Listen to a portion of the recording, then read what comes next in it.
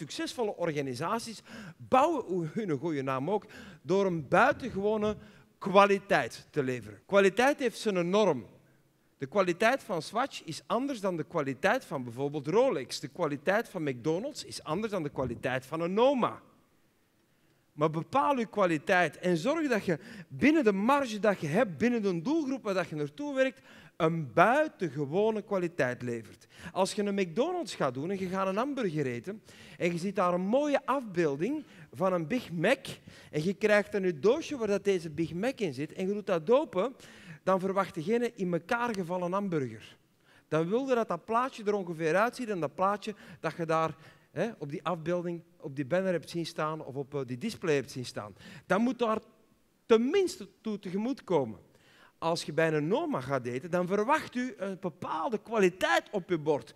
U verwacht smaakbommetjes. Dus dat is een andere graad van kwaliteit. Doch, beide organisaties gaan binnen hun markt een buitengewone kwaliteit leveren. Ook een buitengewone service. Zorg dat je een buitengewone service toelevert naar je markt.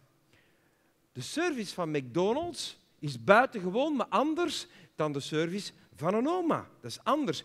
Bepaal ook welke service dat je biedt. Bepaal waar dat uw service begint en bepaal ook op voorhand waar dat hem stopt. En bepaal ook hoe dat je service compleet wordt ingevuld.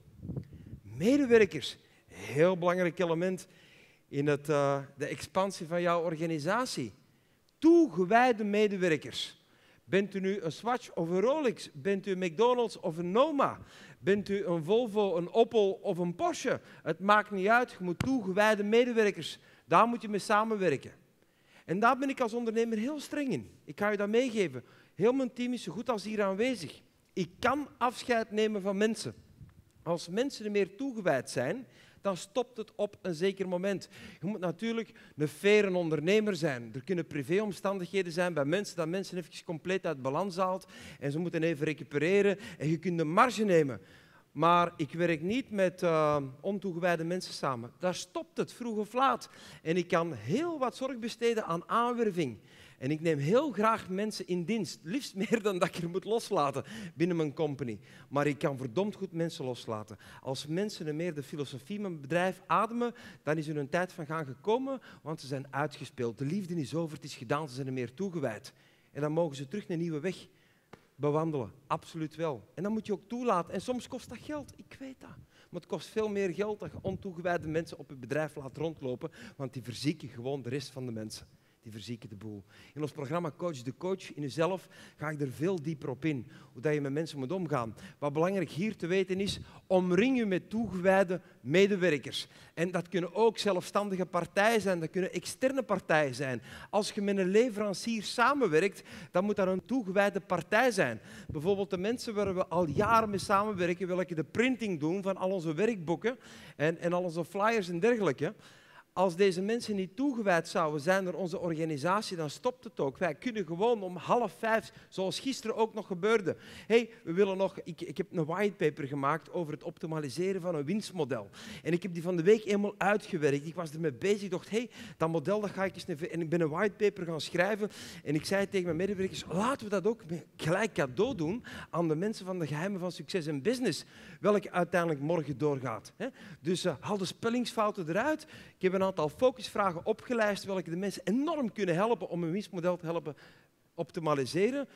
We moeten gewoon die 250 exemplaren hebben de donderdagmorgen. Ja, dat bericht krijg je dan natuurlijk de woensdagavond als medewerker van het Karel van der Velde Training Instituut om 4:30. En je weet dat om 5:30 die printshop gewoon sluit. Voilà, kijk, onze printshop is opengebleven gisteravond en heeft ruim 250 whitepapers afgedrukt, welke we straks nog kunnen meegeven. Dat is een toegewijde partij. En de kwaliteit en de graad van toewijding van de partijen waar jij mee samenwerkt, bepaalt ook mee voor een stukje jouw succes in business. Dus wees zeer selectief op de leveranciers waar je mee samenwerkt. Daag die ook uit om het beste van zichzelf te geven. Dat is belangrijk. En als u zelf een leverancier, een toeleverancier bent van een partij, zorg dat je een buitengewone, toegewijde energie uitzendt naar de partij waar je mee samenwerkt. En mogelijk blijven partijen jaren met u samenwerken. Weet je wat dikwijls het geval is? Als je een goede klant bent, bij sommige leveranciers, dan gaat die leverancier u stiefmoederlijk behandelen. En wat bedoel ik met stiefmoederlijk behandelen? Ze geven meer service en aandacht aan nieuwe klanten die totaal geen portefeuille afnemen of hebben opgebouwd.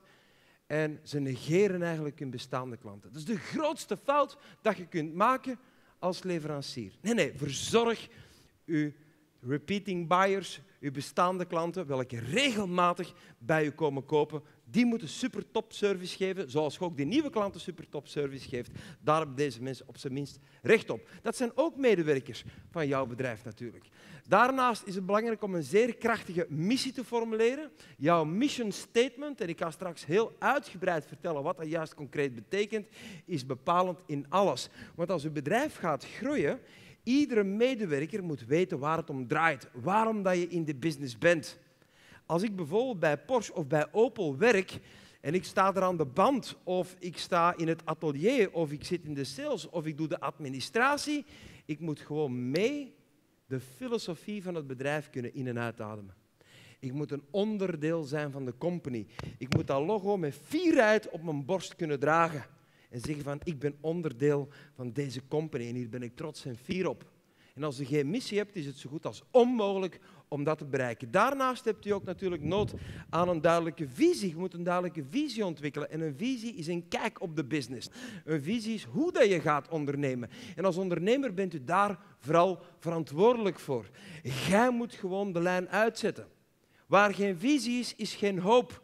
En als een bedrijf functioneert zonder een duidelijke visie die gecommuniceerd wordt, dan bestaat eigenlijk het bedrijf uit een soort van losse flodders. Iedereen weet dat je iets aan het doen bent, maar ze weten niet waarom dat ze het doen en waar naartoe dat ze het doen. Mensen beginnen te improviseren binnen de company.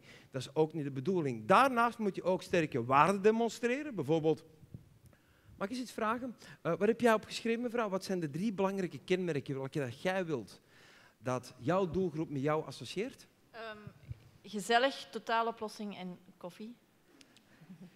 Ook uit de koffie? U bent in de koffie Ja, actief? ja. Oké. Dus gezelligheid. U hebt een horeca-etablissement, een soort van Nee, koffiezaak? ik werk eigenlijk bij Douwe Egberts. U werkt bij Douwe Egberts. Ja. En wat zijn belangrijke waarden van Douwe Egberts? Ja, gezelligheid, totaaloplossing voor de koffiemachines binnen bedrijven en segmenten. En ja, lekkere koffie. Kwaliteit. Oké, dus fantastisch. Dus hoor je, de dingen dat wij willen dat mensen bij onze organisatie associëren, dat zijn waarden. Heel menselijke waarden. Zoals bijvoorbeeld ook winst een waarde is.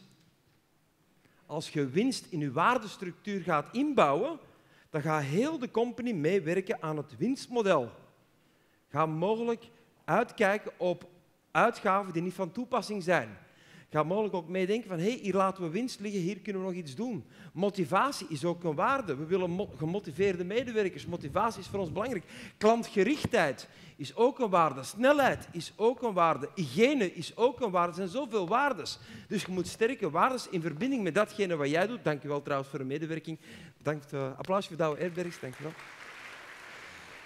Dus die waarden zijn heel belangrijk. En dan zijn er de strategieën. Dus je moet beproefde strategieën gebruiken om te groeien. Dus wat zijn strategieën die bestaan, die dat jij kunt aanwenden om in uw branche de top te zijn, vooruit te komen, te groeien, te maximaliseren, in expansie te zijn. En je moet natuurlijk ook geloven in de groeimogelijkheden. En de kwaliteit dat je levert, de service dat je levert, het soort van medewerkers waar je mee samenwerkt, de missie, de visie en de waarden en de strategieën en het geloof welke er heerst in uw company, bepalen voor een groot stuk het succes van uw bedrijf.